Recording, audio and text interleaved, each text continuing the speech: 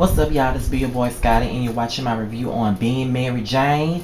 I just got done watching it. I was at work tonight, so I missed both Being Mary Jane and the Haves and Have Not. So it's like 2:30 in the morning.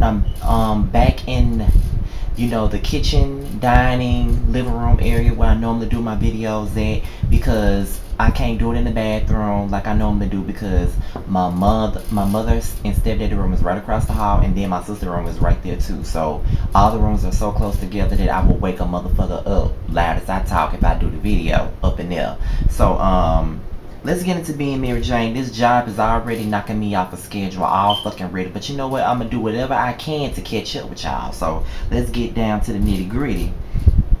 So the episode opens up with Andre and Mary Jane, and Andre gives Mary Jane this ring, and he claims that he loves her. And I'm sitting here looking at my computer screen, because I looked at it on one of those websites where you can download it or watch it late at night or whatnot. And I'm sitting up here looking like, motherfucker, really? Like, you got a wife at home, and you claim that you love her. And I'm sitting up here looking at the screen like, motherfucker, please, Mary Jane, you better not fall for that shit, because if you fall for that shit, you stupid as hell. You was already stupid as hell when you fucked him in the gym. That was stupid as fuck. Hot as hell, but stupid as hell. And you know that. And I feel like you wiser than that. And good thing she just cried. She let him know that all he ever do is make her fucking cry, and she walked the fuck out. So then we get back to her at work. And no, she's not at work. I think she went by her daddy's house to take Niecy to her doctor's appointment. She apparently did not get Niecy's text message telling her that she pushed her appointment back so she can go back on another day. She got mad at Niecy and stormed the fuck off. And I was like, well, damn, MJ, she did text your motherfucking ass. You know what I'm saying? Why the fuck is you mad? You know what I mean? But she did set up a date with her daddy to go out on a dinner date, and I thought that was really nice. And as a matter of fact, I love her daddy. Richard Roundtree is doing a really good job at being Gabrielle Union dad. Is very believable. So we get into more of Avery and Andre's marriage. She pretty much at this point, Andre doesn't know that Avery knows that he been messing around with Mary Jane. So at this point in time, she tells him a story about a woman that they both know, and she found out that her husband was cheating on her, and she served him with papers, and they let her know that she can get everything, including the kids and the cars and the houses and shit that they own. Then she serves him with papers, and she asks him to sign, and he let her know up front that no matter what goes on between them, she would never come between him and his motherfucking kids. And I'm sitting up there like, oh shit, he finna let her ass have it.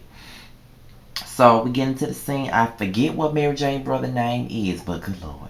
But Mary Jane brother and Niecy, which is his daughter, they talk. And apparently she waiting on her little boyfriend to come and take her to her doctor's appointment. And he basically telling her that he's not coming. And she's steady saying he is coming. And from what I've seen of Niecy, is including the pilot, is that because of her weight, and mainly because of her weight and complexion, she's very insecure, and she has low self-esteem, and she will believe anything a motherfucker say, not knowing that a motherfucker's on the scene when she wants to hear so they can get on her pussy. And that's why she having all these kids now. So then back at the ranch, which is Mary J work thing, she basically went off on Carrie because she took the position to produce Mark's show that is failing. I'm guessing that she's upset because of the simple fact that she didn't tell her, and they did not make the decision, I guess, together. I really don't know, but she went the fuck off on Carrie. And it is what it is. So we go into Mary Jane and her daddy's dinner date. And they basically talk about the situation that's going on between her mama and daddy, and how he feels about how she's been very out of touch since she's been sick and everything like that. So she was saying that one day she'll come back. You know what I'm saying? She will come back one day or whatever. So he basically says he cannot wait till the man of her dreams call him and ask for his permission to marry her. And then of course she got all nervous and shit. And from his little Martin Luther King speech that he gave her, it's pretty certain to me that he knows that his daughter Mary Jane Paul is fucking up. I believe that he knows that. So this older bitch comes by the name of Catherine. Obviously, she's a friend of Mary Jane's parents from the past, and she was just up here flirting with this man right in front of his daughter. I'm looking at the TV like, is this Catherine bitch flirting with her damn daddy? You know what I'm saying? Like, I thought I was the only one that was seeing it, but I guess not. So she was talking to Mark at his house, and apparently he got married or whatnot. And then she was like, "Well, the Rainbow Team gonna get married before I do." And I'm sitting up here like, "Not the Rainbow Team. Did she not clock the T?"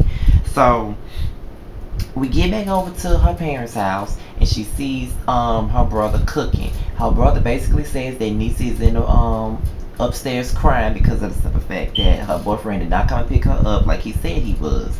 And he tells her that he's cooking for a friend.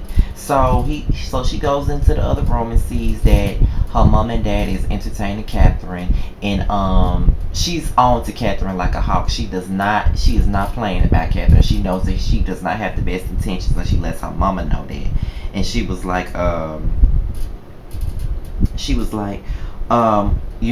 her mama, well, you know that she's not here for the best intentions, and her mama pretty much knew that. So then, her mama pulled out an older picture of her where she was showing her legs and stuff when she was young, and it got her very sentimental. And she was talking about how that person in that picture did not know that a disease was gonna take over her life, and that was really sad to hear her talk about that. Then she started coughing, and it showed how sick she was, and I was like, God damn, that is so sad.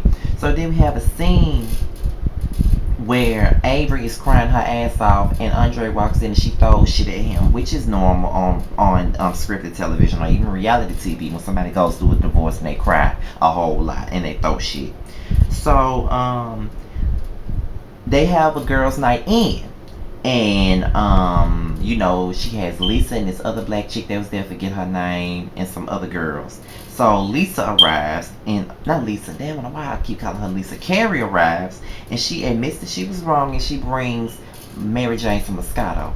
And at first, Mary Jane was looking like she didn't want to accept it. And I was looking at the TV like, bitch, are you serious? She didn't apologize to you and bought you some Moscato. You better accept that bitch's apology. So then we cut back to Avery and Andre, and this motherfucker basically said that she built him. I just could not believe that she told this man that she built him. She said that you were nothing when I met you, and I built your ass. I hollered at the motherfucking screen. I could not fucking believe that she told him that she built him. I was like, oh my God.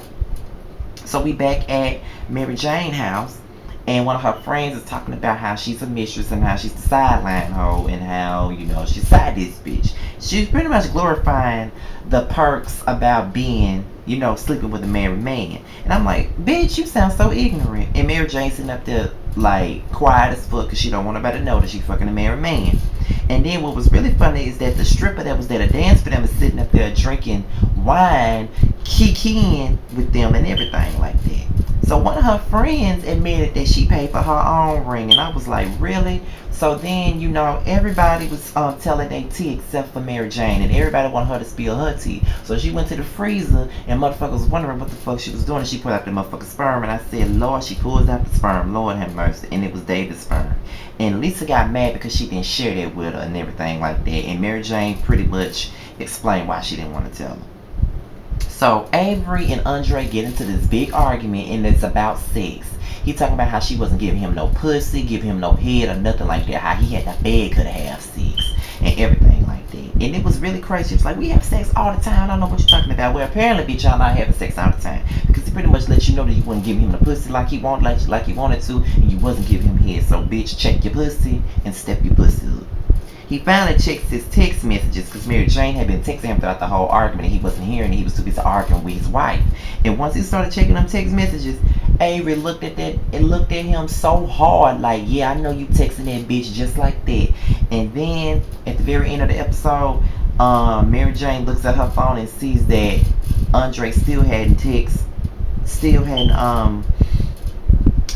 him back, and that was the end of the episode. I must say that this was a very good episode of Being Mary Jane. I cannot wait to see the next one. It looks like it's going to be so good, but I just hate that the season is going by so fast because it's only 8 episodes. So I'm thinking that with Being Mary Jane and the haves and have-nots, I might start reviewing more scripted television of some sort. You know what I mean? Because I might review the game. I used to review the game back when when it first got picked back up by BET, but I stopped in the midst of the season because it was so boring. But I think that I might start back reviewing scripted television, because the last scripted show I tried to review was Single Ladies, and I could never ever review that show all the way through. So with that being said, y'all, this is my review on Being Mary Jane. I'm about to get up off of here, upload this video, and I'm about to go and catch up on the haves and the have nots. So I'm out of here, you guys. Peace.